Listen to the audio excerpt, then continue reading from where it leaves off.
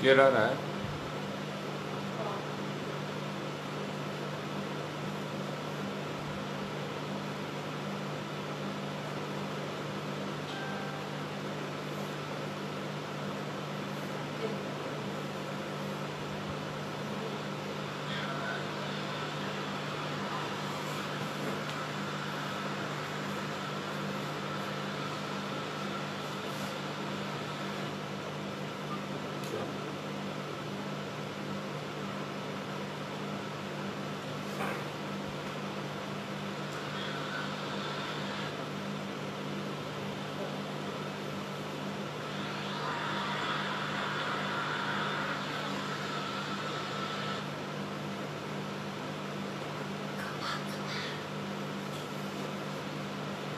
So welcome students to the classroom.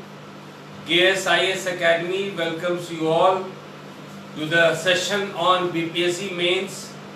Today's topic is a continued version of our agriculture topic.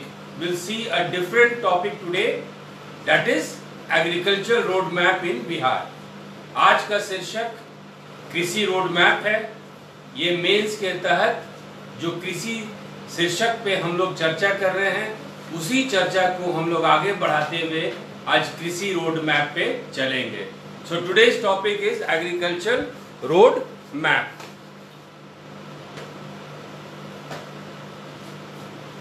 जैसा कि आप देख रहे हैं स्लाइड्स पे, आप देख रहे हैं बिहार का जो कुल भौगोलिक क्षेत्र है वो 93.60 लाख हेक्टेयर है। टोटल ज्योग्राफिकल एरिया, बिहार का total geographical area 93.6 lakh hectare है। इसमें से जितने क्षेत्र पे कृषि होता है यानी कृषि युक्त क्षेत्र है ना, कल्टीवेटेड एरिया, वो हो गया आपका 56.03 लाख हेक्टेयर। तो स्टार्ट विथ अपने चर्चा को हम लोग शुरू कर रहे हैं डाटा के साथ कि कुल 93.60 लाख हेक्टेयर में से सिर्फ 56.3 लाख हेक्टेयर पे ही कृषि होती है। सो आवर फर्स्ट इंफॉर्मेशन, पहला इंफॉर्मेशन जो हम लोग को लेना है कि बिहार का टोटल ज्योग्राफिकल एरिया कितना है, कुल भौगोलिक क्षेत्र कितना है, और वो है आपका 93.60 लाख हेक्टेयर। और कुल जो जोता हुआ क्षेत्र है जिसपे कृषि अभी हो रहा है वो है 56.3 लाख हेक्टेयर पे। तो ये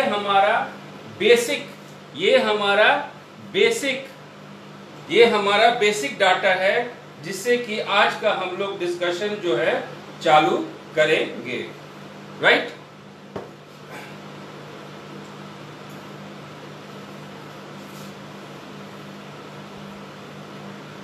थोड़ा सा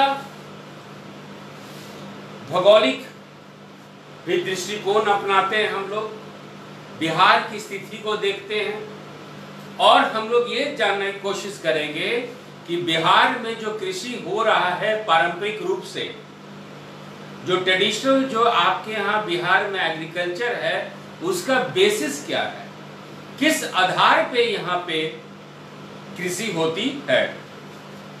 आप इस मैप को देखेंगे तो ये जो हरा हरा भाग जो देख रहे हैं भारत का, ये है भारत का उत्तरी मैदान।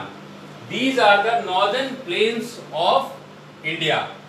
और बिहार जो है आपका ये क्षेत्र है, इस क्षेत्र है उत्तरी भारत के मैदान का, ये क्षेत्र आपका बिहार है। तो Bihar lies in the northern plains of Bihar, Bihar lies in the northern plains of India. Bihar जो है इसकी स्थिति भारत के उत्तरी मैदान में है और भारत का ये भाग बहुत ही उपजाऊ है। कैसे? ये जो भाग है ये गंगा नदी के जलोढ़ मिट्टी से बना है, ये गंगा नदी के जलोढ़ मिट्टी से बना है। तो पहला कारक है बिहार में कृषि का वो उपजाऊ गंगा के जलोढ़ मैदान है, fertile Gangetic alluvial plains. US की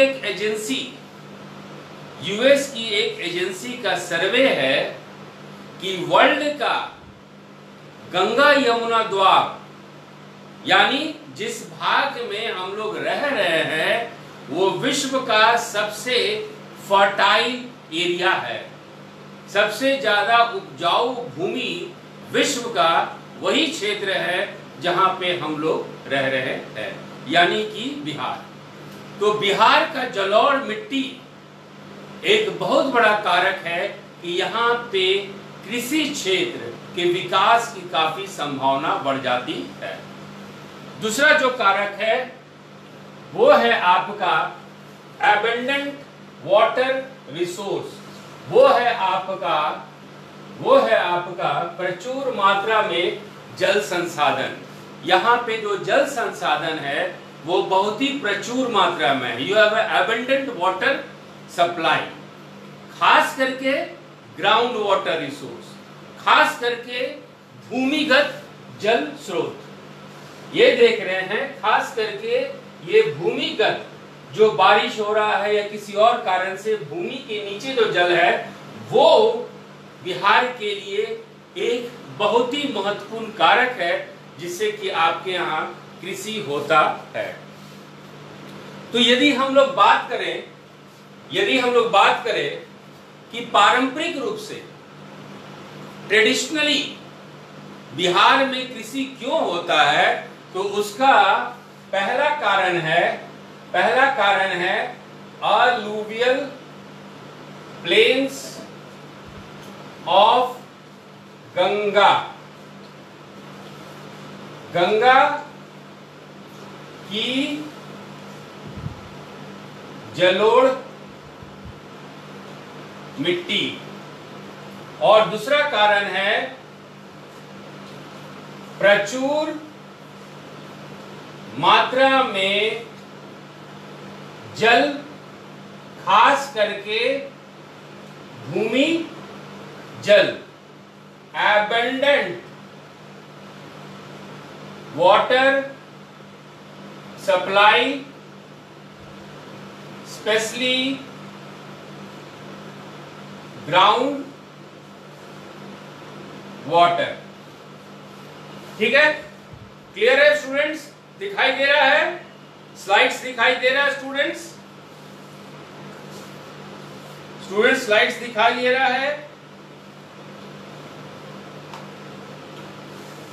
तो आपके यहां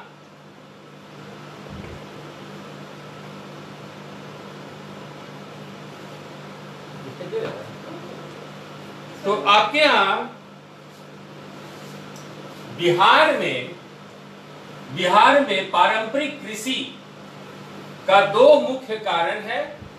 एक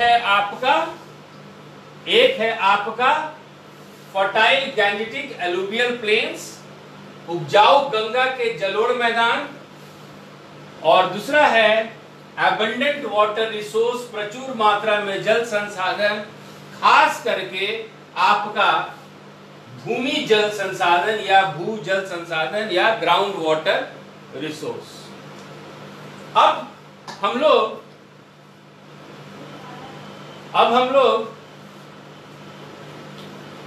पहला कृषि रोड मैप पे चलते हैं। फर्स्ट एग्रीकल्चर रोड मैप पे हम लोग चलते हैं।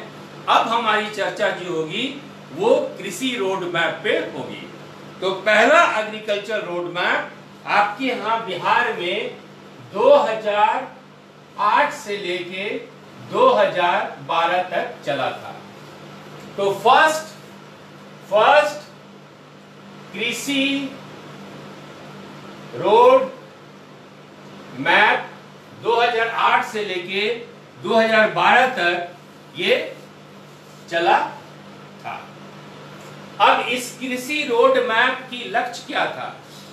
What was the objectives of agriculture road map in Bihar? तो इस रोड मैप का लक्ष्य था, इसको ध्यान से सुन लीजिएगा, इसको रिपीट भी करेंगे। पहला लक्ष्य था फूड एंड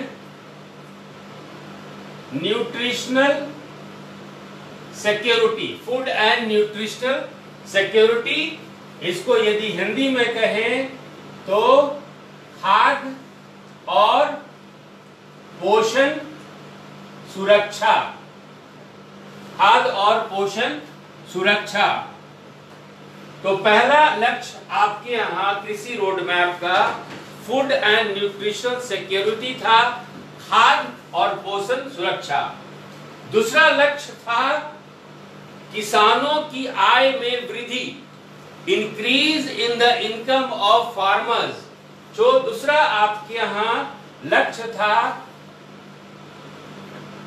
किसानों की आय में वृद्धि, किसानों की आय में वृद्धि, increase in the income of farmers. और तीसरा लक्ष्य था रोजगार का सृजन, किसानों के लिए रोजगार। तो तीसरा लक्ष्य था आपके यहाँ रोजगार, आपके यहाँ एम्प्लॉयमेंट, रोजगार का सृजन।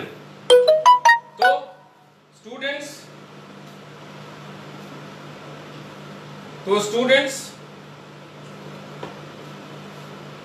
आपके यहां जो पहला एग्रीकल्चर रोड मैप बना, पहला लक्ष्य था फूड एंड न्यूट्रिशनल सिक्योरिटी, यानी कि आपके यहां खाद्य और पोषण स्वस्थ रूप से आप सुरक्षित रहें और आपको पोषण सही रहे, खाद्य का आपूर्ति आपके पास हमेशा रहे। तो फूड एंड न्यूट्रिशनल सिक्योरिटी। दूसरा इसका उद्देश्य था किसानों की आय में वृद्धि, increase in the income of farmers. और तीसरा था रोजगार का सृजन, एम्प्लॉयमेंट जनरेशन। ठीक है, अब जो है आपके बीपीएससी के पीटी में क्वेश्चन आ सकता है कि लक्ष्य क्या था, और मेंस में आपको खुद अपने आप लक्ष्य को लिखना होगा। तो इसके लक्ष्य को, पहले कृषि रोड मैप के लक्ष्य को हम लोग दो भाग में बांट सकते हैं। पहला डायरेक्ट ऑब्जेक्टिव है ना, कहने का मतलब प्रत्यक्ष लक्ष्य। तो प्रत्यक्ष लक्ष्य था आपका फूड एंड न्यूट्रिशनल सिक्योरिटी, खाद्य और पोषण सुरक्षा। दूसरा लक्ष्य था आय में वृद्धि, increase in the income of farmers. और तीसरा लक्ष्य था रोजगार सृजन। अब हम लोग चलते हैं अप्रत्यक्ष लक्ष्य। इस पे भी क्वेश्चन आ सकता है और मेंस के बच्चों आपको अपने आप ये पॉइंट्स भी डालना है। तो अप्रत्यक्ष लक्ष्य में पहला था प्रवास को रोकना, to put a check on the migration of workers. जो बिहार के मजदूर बाहर जाते हैं, अप्रत्यक्ष रूप से यहाँ की कृषि व्यवस्था को इतना मजबूत कर देना ताकि लोगों का बिहार से बाहर जाना न, यदि रुके ना तो कम से कम जरूर हो जाए। तो इसके लिए दो पहलू को देखा गया। पहला पहलू था जेंडर यानी लिंग, और दूसरा पहलू था ह्यूमन एस्पेक्ट यानी कि मानवीय जो है पहलू, यानी कि मानवीय पहलू। तो दोनों के द्वारा अप्रत्यक्ष लक्ष्य था कि लिंग और मानवीय पहलू के आधार पर बिहार के मजदूरों को, बिहार के कृषक को बाहर जाने से रोका जाए, to put a check on migration. और सवाल उठता है कि ये सब होगा कैसे, किस तरीके से, कौन सा रणनीति अपनाया जाए कि बिहार अपने पहले रोड मैप में अपने लक्ष्य को हासिल कर सके। तो इसके लिए दो महत्वपूर्ण रणनीति अपनाया गया, यानी कि कृषि रोड मैप का जो वाहन था वो दो था। पहला था आपका कि आपके यहां जो प्राकृतिक संसाधन है उसको अधिकतम और उच्चतम इस्तेमाल किया जाए, optimal use of natural resources, अधिकतम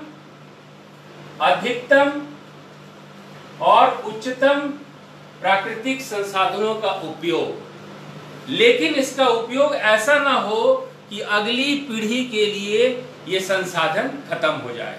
तो दूसरा जो वाहन था वो था ऐसा प्रणाली बनाया जाए जो कि टिकाऊ हो, ऐसा प्रणाली बनाया जाए जो कि टिकाऊ हो। इसको हम लोग इंग्लिश में सस्टेनेबल कहते हैं, इसको इंग्लिश में सस्टेनेबल कहते हैं।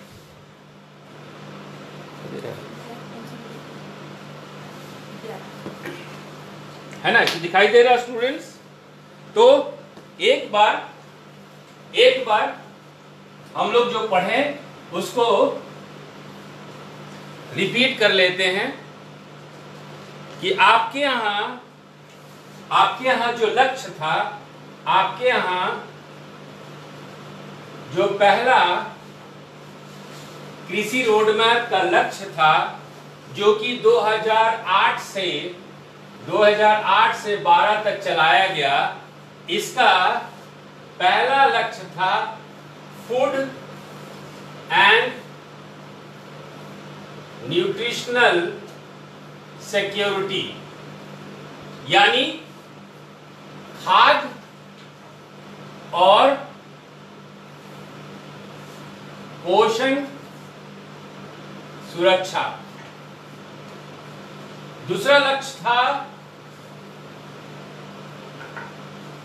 Income, increase in the income of farmers, कृषि के आय में वृद्धि।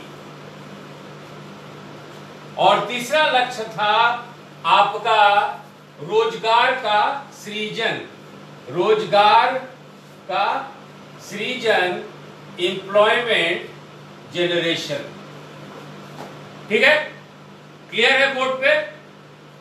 अब ये पॉइंट नंबर 1, पॉइंट नंबर 2 और पॉइंट नंबर 3 ये डायरेक्ट ऑब्जेक्टिव्स थे, ये आपका प्रत्यक्ष लक्ष्य था।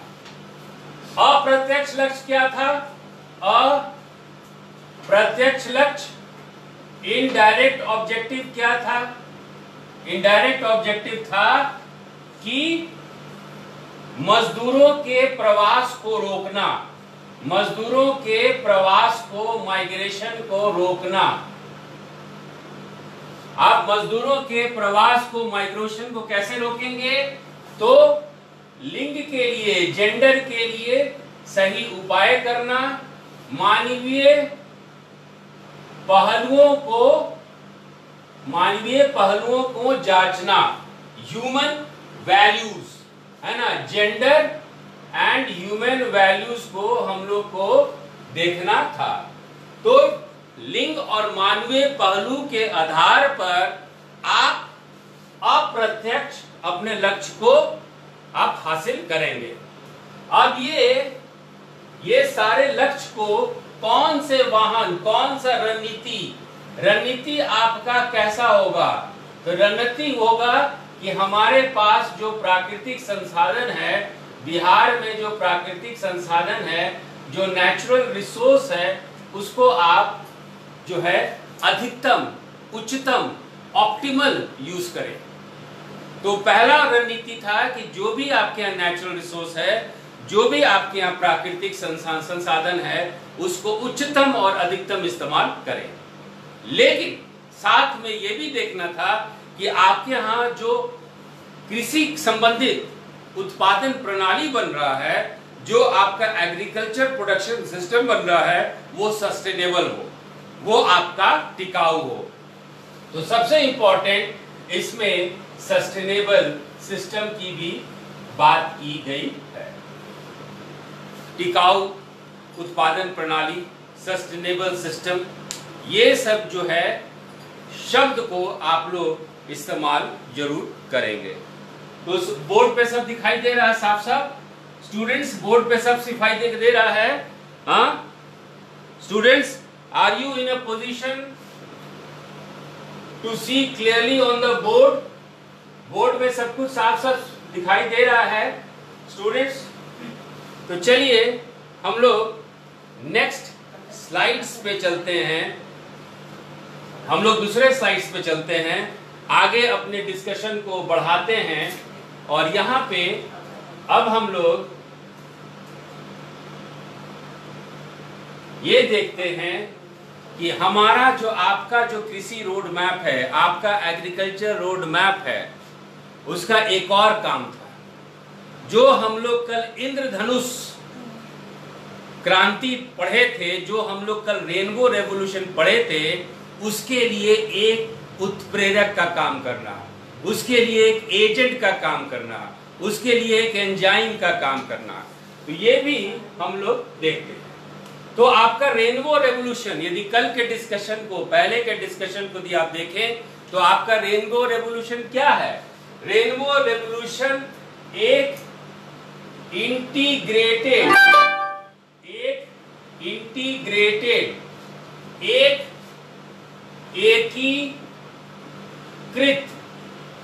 एकीकृत विकास कार्यक्रम है, एक एकीकृत विकास कार्यक्रम है। It is an integral development programme. अब पीटी में यह सवाल उठ सकता है कि बिहार में जो रेनबो क्रांति इस्तेमाल किया गया, बिहार में जो इंद्रधनुष क्रांति को इस्तेमाल किया गया, किस किस क्षेत्र में, किस किस पहलू पे, ये पीटी में पूछा जाएगा। But as far as mains is concern, you have to answer from yourself. आपको मेंस में खुद आंसर देना होगा। तो सबसे पहले हम लोग देखते हैं कि कौन कौन सा इंद्रधनुष क्रांति का, रेनबो रेवोल्यूशन का कौन कौन सा पार्ट बिहार में उसको केंद्र बिंदु बनाया गया। तो पहला पार्ट था आपका एग्रीकल्चर, कृषि विकास, यानी कि रेनबो रेवोल्यूशन और बिहार के एग्रीकल्चर रोड मैप में कृषि समान था, दोनों में कृषि था। दूसरा है हॉर्टिकल्चर, हॉर्टिकल्चर यानी बागवानी।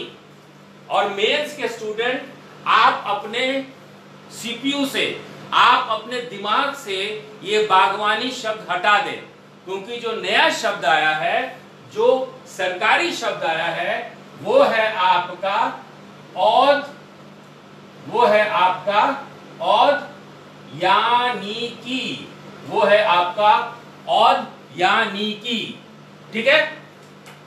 तीसरा है फॉरेस्ट्री यानी कि वानिकी, फॉरेस्ट्री वानिकी, सुगर केन गन्ना, फिशरी मत्स्य पालन, पोल्ट्री मुर्गी पालन, एनिमल हस्बेंड्री पशुपालन। तो 1 2 3 4 5 6 7, तो पहले कृषि रोड मैप में 7 पहलुओं पर विशेष रूप से जोर दिया गया, जो कि आपके रेनबो क्रांति, रेनबो रेवोल्यूशन, इंद्रधनुष क्रांति में भी था। तो वो 7 पहलू क्या क्या थे? 7 पहलू आपका एग्रीकल्चर यानी कृषि था, आपका हॉर्टिकल्चर यानी औद्योग, औद यानी कि जिसको कि आम भाषा में आप बागवानी कहते हैं, फॉरेस्ट्री या वानिकी, सुगर केन या गन्ना, फिशरी या मत्स्य पालन, पोल्ट्री या मुर्गी पालन, एनिमल हस्बेंड्री या पशु पालन। तो स्टूडेंट्स दिखाई दे रहा है? Are you in a position to see it students?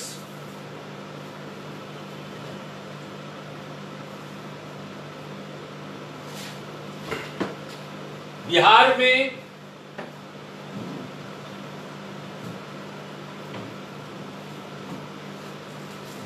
में कृषि रोड मैप सफल रहा।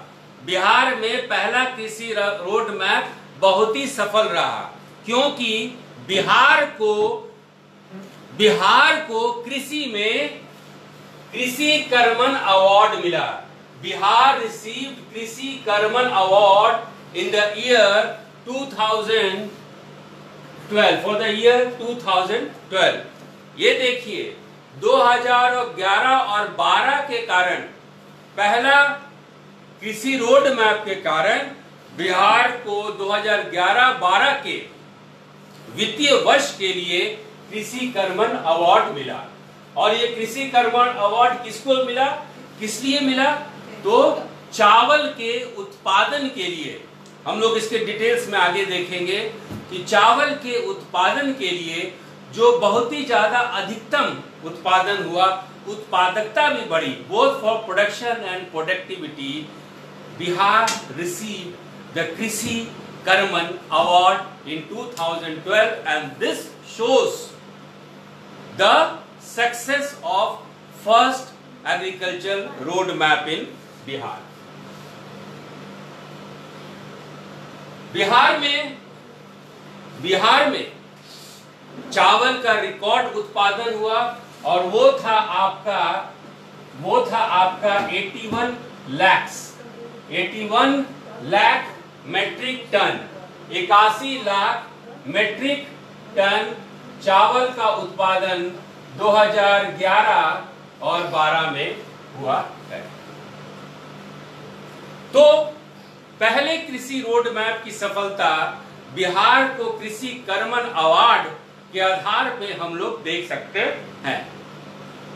इसके अलावा क्या क्या कदम उठाया गया, क्या क्या what were the steps taken for first agriculture roadmap, or what were the steps taken in order that a good result should come out of this concentrated program.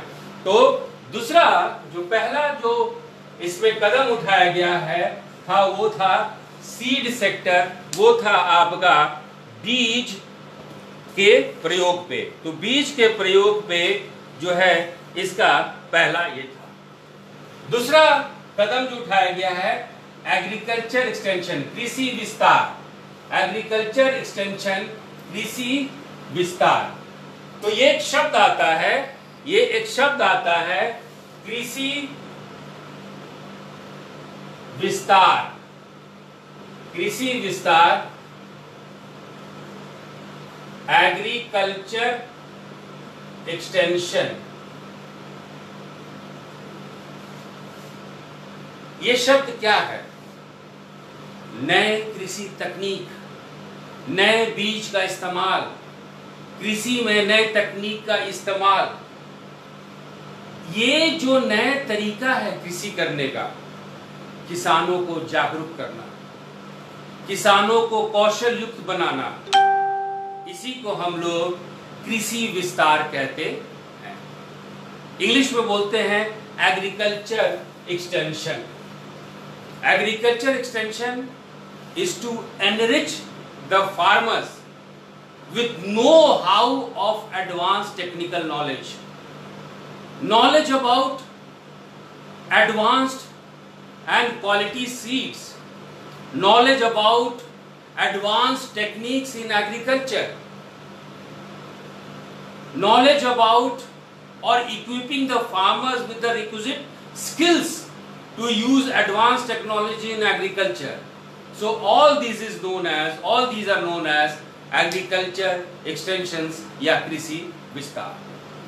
तो कृषि विस्तार के कदम पर भी बिहार सरकार काफी गंभीर थी और इस पे भी काफी काम किया गया था। क्लियर था बोर्ड पे स्टूडेंट्स? बोर्ड पे क्लियर था स्टूडेंट्स? अब देखिए बीज क्षेत्र में भी, सीड सेक्टर में भी, बीज क्षेत्र में भी, सीड सेक्टर में भी महत्वपूर्ण काम किया गया था। और इसमें सबसे महत्वपूर्ण काम था, जैसा कि बोर्ड देख रहे हैं, स्लाइड्स दिख रहा होगा, मुख्यमंत्री तीव्र बीज विस्तार योजना, मुख्यमंत्री तीव्र बीज विस्तार योजना, ये क्या था? मुख्यमंत्री तीव्र विस्तार योजना, मुख्यमंत्री तीव्र बीज विस्तार योजना, मुख्यमंत्री तीव्र बीज विस्तार योजना। क्लियर है स्टूडेंट स्लाइड्स पे? अब हम लोग देखते हैं कि ये आपका मुख्यमंत्री तीव्र बीज विस्तार योजना क्या था। मुख्यमंत्री तीव्र बीज विस्तार योजना, ये क्या था? क्लियर है? तो मुख्यमंत्री बीज विस्तार योजना में बिहार में कुल मिला के 45,103 राजस्व ग्राम हैं। There are 45,103 revenue villages। ठीक है? इन गांव में दलहन और तिलहन फसल, पल्सेस और लीन सीड्स के लिए बीज उपलब्ध कराना था।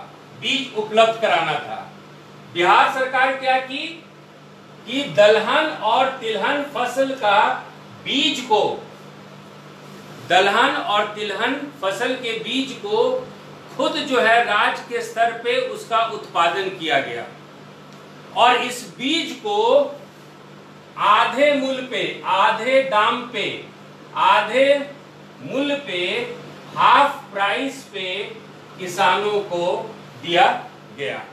हाफ मूल्य पे किसानों को दिया गया और प्रत्येक ग्राम से दो किसान को इस योजना के लिए चुना गया। दो किसान को इस योजना के लिए चुना गया। तो मुख्यमंत्री तीव्र बीज विस्तार योजना क्या था? तो इसमें बिहार के जो कुल राजस्व गांव हैं उसको चुना गया। इसमें दलहन और तिलहन फसल के लिए जो है बीज मुहैया कराया गया। Means efforts were made for the production of pulses and linseeds, and for these seeds were made available. How the seeds were made available? So they were produced at the state level, and when the production of pulses and linseeds were there at the state level, it was subsidized to the farmers. इसको आधे मूल्य पे किसानों को दे दिया गया था और प्रत्येक गांव से, every village, the 2 peasants used to get this seeds। तो हर एक गांव से, हर एक राजस्व गांव से दो किसानों को ये बीज जो है दिया गया। तो बोर्ड में जो लिखा हुआ है क्लियर है स्टूडेंट्स? क्लियर है? हैं? ओके, यदि क्लियर है तो आगे बढ़ते हैं हम लोग।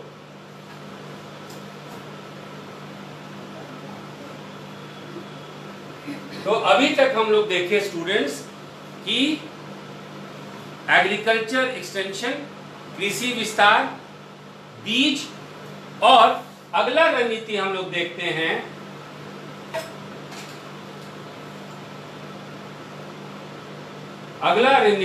देखते हैं कि जो आपके पहला एग्रीकल्चर रोड मैप, जो कृषि रोड मैप का परिणाम ये था कि हम लोग को कृषि कर्मण अवार्ड मिला 2012 में। इसके अलावा पैडी का उत्पादन, धान का उत्पादन, हम लोग 2012 की बात कर रहे हैं, यानी पहला कृषि रोड मैप का अंतिम वर्ष। तो 2012 में धान का 224 क्विंटल प्रति हेक्टर का उत्पादन हुआ। 224 quintals per hectare was produced in Bihar. This was the production, highest production. और पोटैटो, आलू की उत्पादकता, हम लोग उत्पादन की बात नहीं कर रहे हैं, हम लोग उत्पादन की बात नहीं कर रहे हैं, हम लोग बात कर रहे हैं उत्पादकता, प्रोडक्टिविटी। उत्पादकता या प्रोडक्टिविटी हमेशा प्रति हेक्टेयर पे निकलता है। तो बिहार में धान की उत्पादकता, productivity of paddy was 224 quintal, 224 quintal प्रति हेक्टेयर 2012 में, और 2012 में आलू की उत्पादकता 729 क्विंटल प्रति हेक्टेयर, और ये दोनों वर्ल्ड रिकॉर्ड है। तो 2012 यानी कि प्रथम कृषि रोड मैप का अंतिम वर्ष में बिहार जो है एक विश्व रिकॉर्ड बनाया। Bihar had created a world record in terms of productivity, in terms of उत्पादकता, और वो था धान में 224 क्विंटल प्रति हेक्टेयर, और आपके आलू में, पोटैटो में 729 क्विंटल्स प्रति हेक्टेयर। ठीक है स्टूडेंट्स। इसके बाद तीसरा जो रणनीति आया वो था आपका प्रमाणित बीज, सर्टिफाइड सीड्स। तीसरा जो रणनीति अपनाया गया था वो था 23 फसलों के लिए, 23 फसलों के लिए, 23 क्रॉप्स के लिए सर्टिफाइड सीड्स, प्रमाणित बीज। दिखाई दे रहा है, दिखाई दे रहा है बच्चों? तो प्रमाणित बीज है क्या? What is certified seeds? Certified seed है क्या? प्रमाणित बीज क्या होते हैं? प्रमाणित बीज क्या होते हैं, ये हमारा सवाल है। तो हाई क्वालिटी, उच्च गुणवत्ता वाला बीज, पहला हाई क्वालिटी, उच्च गुणवत्ता। दूसरा है जेनेटिकली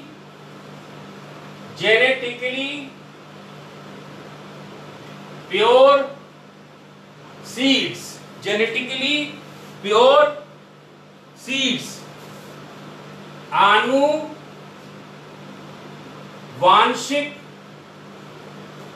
रूप से शुद्ध बीज, आनुवांशिक रूप से शुद्ध बीज, हाई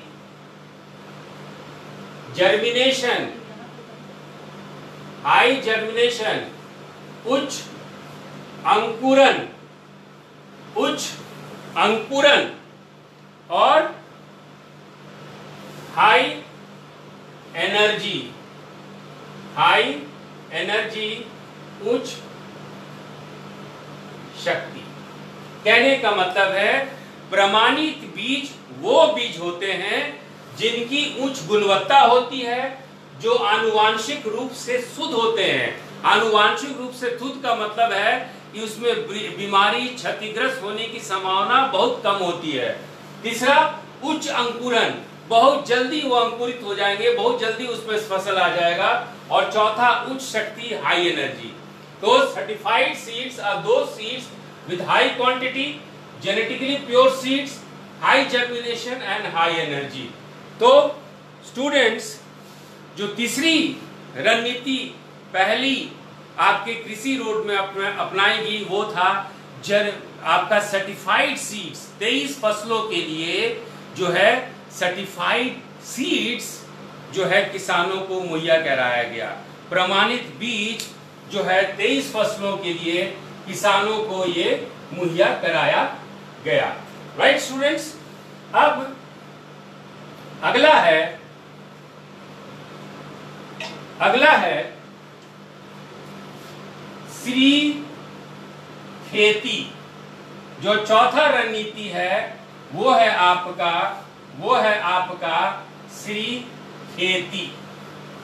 तो चौथा रणनीति जो पहला कृषि रोड मैप में अपनाया गया था वो श्री खेती, और श्री खेती हम लोग ब्रेक के बाद स्टार्ट करेंगे। यदि यहां तक समझ में आ गया student, so let's have break for 5 minutes. So let's have break for 5 minutes, और ब्रेक के बाद हम लोग श्री कल्टीवेशन है ना, सिस्टम ऑफ राइस इंटेंसिफिकेशन, इस पे हम लोग चालू करते हैं। Thank you.